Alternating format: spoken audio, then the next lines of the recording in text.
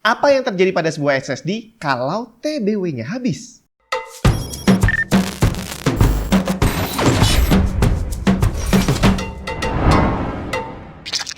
Power supply pertama di dunia yang menggunakan standar ATX 3.0 mensupport konektor power terbaru PCI Express 5 12 volt high power untuk GPU generasi terbaru. Memiliki fitur spesial MSI Gaming Intelligence dengan smart chip untuk kontrol melalui software. Ditambah fitur canggih lain dan bodi yang compact. MSI MEG AIP Series. Para pengguna SSD pasti udah familiar dengan rasa was-was gimana kalau SSD saya mati semakin banyak digunakan gitu kan. Secara SSD itu bekerja dengan cara yang berbeda dengan hard disk. Jadi kalau hard disk itu bisa kamu isi data sampai kapanpun. Selama tidak ada kerusakan pada sistem mekaniknya gitu ya, itu dia masih bisa diisi data sampai sepuasnya. Jadi hard disk yang usianya sampai puluhan tahun itu masih ada berarti. Nah, kalau SSD beda. Karena SSD ini dia punya usia yang dari pabriknya udah ditulis di atas kertas. Bahwa SSD saya ini bisa ditulis hanya sampai sekian ratus terabyte.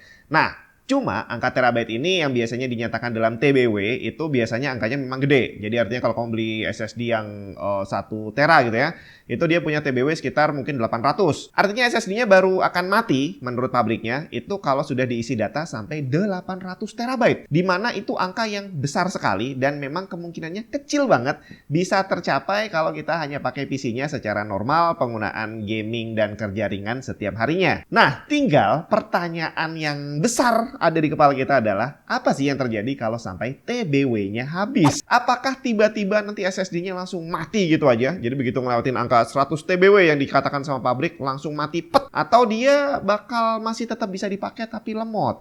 Ada juga yang bilang bahwa datanya nanti bisa tetap dibaca tapi nggak bisa ditulis lagi. Atau mungkin selama progres dia mendekati TBW, performance-nya memang semakin lama semakin turun. Mana yang benar? Ini dia yang akan jadi konten spesialnya Tech and Tips di tahun 2023. Jadi kalau tahun kemarin, tahun 2022 itu sepanjang tahun saya tiap minggunya membahas tentang sejarah teknologi. Nah, di tahun 2023 ini setiap minggu sepanjang tahun ini saya bakal ngetes SSD. Ngetesnya bukan cuma ngetes berapa speednya, tapi nih kayak gini nih.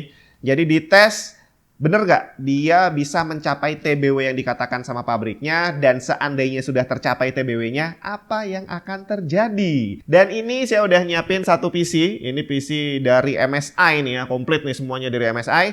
Ini PC akan menyala selama 1 tahun penuh. Semoga aja dia kuat. Dan ini tujuannya adalah untuk dia ngetes running SSD-nya 24 jam setiap hari sampai SSD-nya jebol yang dites. Harapannya bisa jebol. Dan ini di sini udah running. Terus yang di sini juga udah ada running SSD lain lagi. Dan kali ini yang akan saya tes perdana adalah satu brand baru yang namanya Etopso. Nah, kenapa kok saya milih brand baru? Karena sekarang brand SSD yang bermunculan itu ada banyak sekali. Di mana tidak semua brand itu memproduksi barangnya sendiri. Kita tahu ada istilah yang namanya rebrand. Dan sekarang rebrand itu udah umum banget dilakukan sama banyak orang ya. Jadi terutama SSD ini udah gampang banget kita nge-rebrand. Asal kamu punya duit dan kamu tahu gimana cara beli bahan bakunya untuk nge-rebrand tadi, bisa aja kamu buka brand sendiri SSD dengan nama kamu. Soal hardware rebrand ini kapan-kapan bakal kita bahas. Nah, Etopso ini dia adalah salah satu brand yang kemarin udah saya sempat konfirmasi ke perwakilan Etopso yang ada di Indonesia bahwa ternyata ini bukan rebrand. Jadi Etopso ini punya pabrik sendiri, yang artinya semua hal yang berhubungan dengan pemilihan komponen, terus habis itu proses produksi sampai quality control barang-barang yang udah jadi, itu bisa dilakukan sendiri. Dan ini adalah sesuatu yang nggak mungkin dilakukan kalau kamu hanya melakukan rebrand. Karena kalau rebrand kamu hanya sekedar beli, tempel label, terus udah langsung dijual. Kamu nggak akan bisa melakukan quality control dan tetep bengeknya kayak gitulah ya. Nah, tapi perlu dibuktiin bre. Kalau dia bilang bahwa barang saya ini bagus, dia bisa bertahan sesuai dengan spek yang ditulis, kita akan buktikan di pengetesan kali ini. Nah, ini saya udah ada banyak banget Etopso yang akan menjalani tes. Dan yang akan saya tes pertama adalah yang SATA. Ini 128 GB. Ini dia kalau punya spek ya secara speednya kurang lebih sama dari kisaran 500 Mbps. Dan untuk TBW-nya itu sebenarnya kalau di websitenya Etopso sendiri memang websitenya kayaknya belum jadi sih ya. Jadi di sana itu produknya ada banyak sebenarnya, bukan cuma SSD tapi ada juga flash drive, ada RAM. Pokoknya berhubungan dengan storage lah ya. Tapi di sana spek lengkapnya belum ada. Terus akhirnya saya coba kontak langsung ke perwakilan di pabriknya. Akhirnya saya dapat bocoran TBW dari masing-masing produk yang sudah mereka buat. Dimana untuk yang 128 GB tadi yang SATA, dia dikatakan punya TBW 50 tera. Nah, sekarang langsung kita tes bener atau enggak ya. Oh ya, sorry. Sebelum kita mulai tesnya, saya coba kasih pembanding dulu ya. Jadi kalau tadi si Etopso bilang bahwa SSD ini punya TBW 50, saya coba cari pembanding dari SSD yang jenisnya sama dari brand yang lain. Di sini ada satu contoh dari Transcend yang punya dua tipe SSD dengan kapasitas 120 GB. Di sini TBW-nya ada yang 40 dan ada yang 70.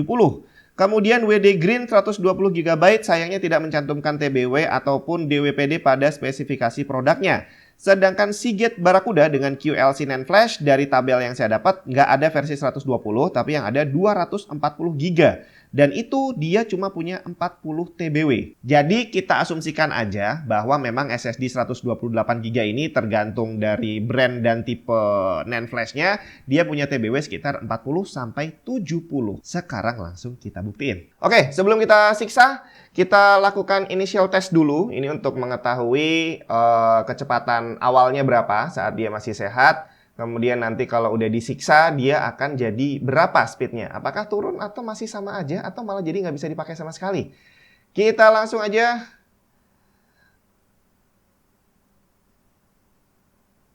Oke, itu untuk tes 4 GB, 1 GB. Terlihat speednya untuk read-nya ada di 550 Mbps. Dan untuk write-nya ada di sekitaran 420-430 Mbps. Kita coba untuk yang 4 GB untuk memastikan lagi. Dan hasilnya kita lihat. Ya, kurang lebih hampir sama seperti yang tes 1 GB. Jadi kita langsung aja mulai penyiksaannya. Ya, ini kita udah mulai penyiksaannya. Di sini yang saya monitor ada beberapa parameter sih. Yang pertama adalah menggunakan Sentinel. Itu yang banyak dipakai orang. Yang nanti akan saya kasih tahu. Kamu nggak bisa berpatokan 100% pada Sentinel, bahwa dia belum tentu akurat. Terus Crystal Disk Info ini untuk sebagai pembanding apakah datanya dengan Sentinel itu sama atau enggak. Sama yang di sini ini dari HW Info untuk memantau aktivitas read dan write-nya termasuk temperaturnya. Ini udah kita mulai tesnya, dia udah diisi data terus, dia udah jalan di sini 100% terus-terusan dengan speed sekitar 420 ke 450-an lah ya Mbps. Jadi dia udah sesuai seperti hasil tes di awal tadi.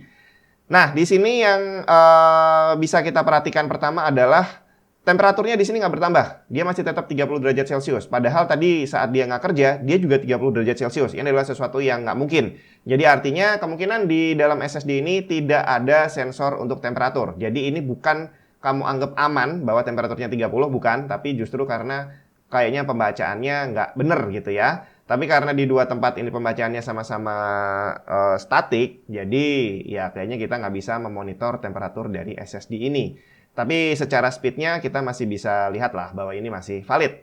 Oke, kita tungguin. Ini udah jalan 1 jam tes. Kita tunggu sampai berjam-jam berikutnya. Oke, sekarang udah jalan 24 jam. Dan dia udah terisi 35 terabyte data. Dan di sini secara health-nya masih 100%. Terus secara speed-nya juga masih stabil. Belum ada sih tadi di tengah-tengah ada beberapa penurunan yang cuma sedikit-sedikit. Tapi ya masih dalam batas wajar lah. Dia secara rata-ratanya masih bisa bekerja dengan full speed. Kita tunggu lagi. Sampai berapa lama dia bakal turun ya?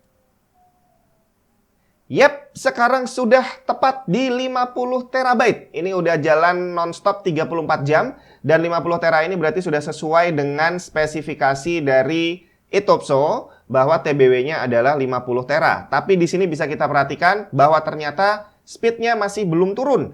Dia masih bekerja dengan normal di hard disk Sentinel, juga kondisinya masih 100% semua. Apakah berarti TBW-nya masih jauh banget? Kita nggak tahu. Kita lanjutkan lagi aja sampai berapa lama dia bisa bertahan ya. Yap, sekarang udah 42 jam. Dan tercatat di sini sudah jalan 61 tera lebih tertulis di dalam SSD-nya. Ini berarti udah 11 tera lebih banyak dibandingin dari spesifikasi. Dan ini detik-detik penentuan. Karena sebentar lagi akan terjadi surprise. Loh kok saya tahu? Ya iyalah, ini kan udah direkam, Bre. Jadi ini recording, bukan live. Jadi saya bukan nongkrongin di sini 24 jam ya. Kita lihat, ini bentar lagi bakal jatuh. Teng, teng, teng, teng. Nah, ini dia. Akhirnya speednya udah mulai menunjukkan drop yang lumayan parah. Di angka hampir mencapai 61,4 tera. Sempat naik sedikit, tapi turun lagi. Dan ini setelah 42 jam disiksa. Terus kita lihat selanjutnya seperti apa. Ya, ternyata speednya sudah mulai jatuh banget, bre. Jadi dia udah jarang sekali bisa mencapai full speed 420-430 Mbps. Jadi dia lebih banyak berkisar di angka 20, 30, 40 sampai 100-an Mbps doang.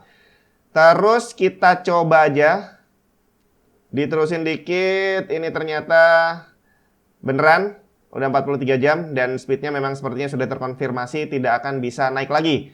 Kita coba resmikan dulu ini dengan tes speed yang berikutnya. Oke, ini udah 48 jam. Kita coba lakukan tes speed dulu ya. Apakah dia memang benar-benar terkonfirmasi nggak bisa naik lagi. Kita lihat di sini, ya hasilnya ternyata read speednya memang udah turun. Jadi ada di kisaran 300 Mbps, 200-an ke 300 lah ya. Terus untuk write speednya juga ternyata cuma ada di angka 100-an Mbps. Ini udah drop banget. Tapi harusnya masih bisa dipakai. Karena kalau cuma 100-an ini berarti dia hanya seperti standar hard disk. Dan read-nya malah jadi masih lebih kencang dibandingin hard disk. Jauh lebih kencang. Cuma ya itu dia, kalau dibandingin sama masih sehat kemarin, ya emang beda jauh banget ya. Dan ini saya coba running lagi ya. Ternyata memang benar kalau tadi dia bisa 100 di tes pendek. Ternyata kalau di stress test lagi dia cuma ada di kisaran 40-an. Abis ini saya akan coba untuk nge-game, apakah masih bisa atau enggak ya. Ini saya isi game dulu. Nah, sekarang udah di 58 jam.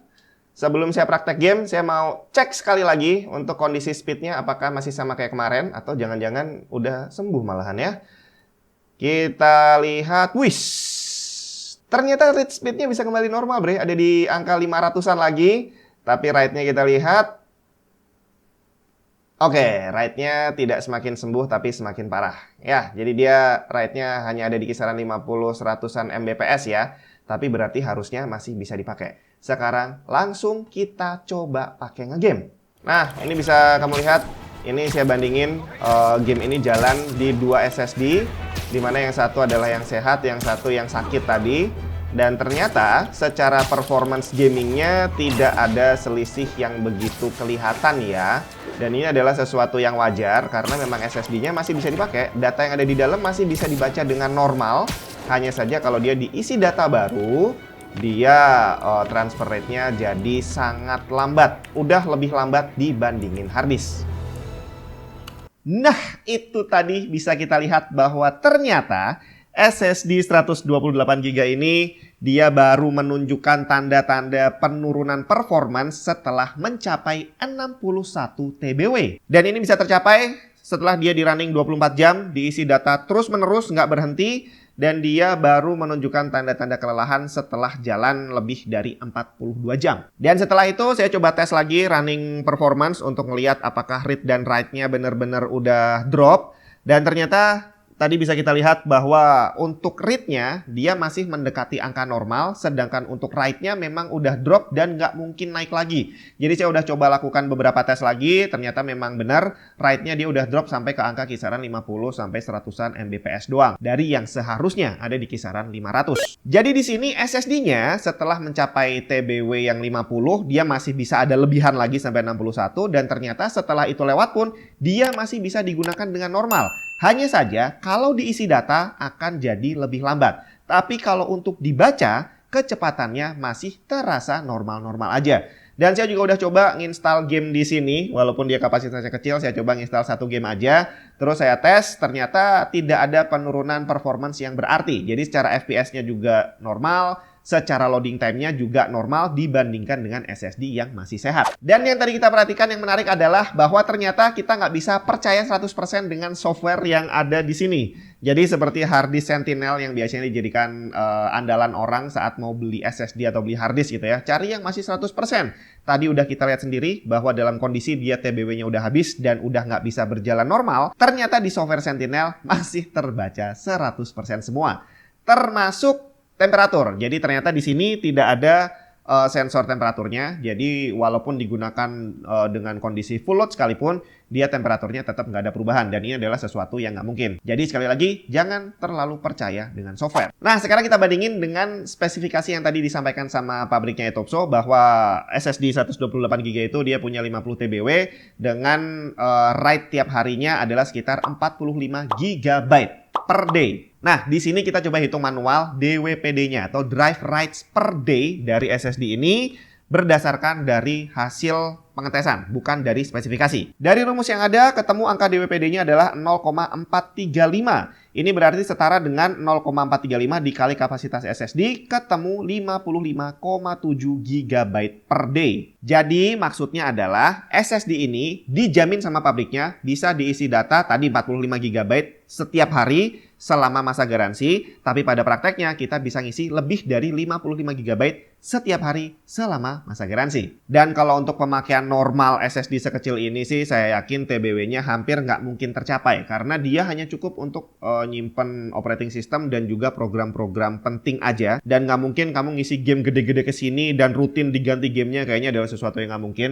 Jadi angka yang 50 terabyte tadi itu sebenarnya akan sangat sulit tercapai. Cuma jangan salah, SSD rusak itu seringnya bukan karena mencapai TBW, tapi memang rusak duluan sebelum nyampe ke TBW atau angka apapun itu. Jadi kamu jangan terlalu berpatokan bahwa masih lama nih rusaknya. Enggak, karena SSD ini bisa rusak sewaktu-waktu. Jadi tetap aja backup data adalah sesuatu yang harus rutin kamu lakukan. Dan itu tadi video perdana pengetesan endurance SSD. Jadi minggu depan akan ada hasil dari tes SSD yang NVMe dari Etopso. Ini masih ada 2 lagi. Ini udah running, itu di situ. Dia udah running berhari-hari dan itu dia sudah melebihi TBW jauh banget dan ternyata masih belum turun performancenya. Jadi mantap banget. Seperti apa hasilnya? Tungguin aja minggu depan. Tapi yang pasti jangan lupa setiap hari Minggu kalau kamu pengen tahu bagaimana tes SSD digeber sampai mati, tonton terus di Tech and Tips.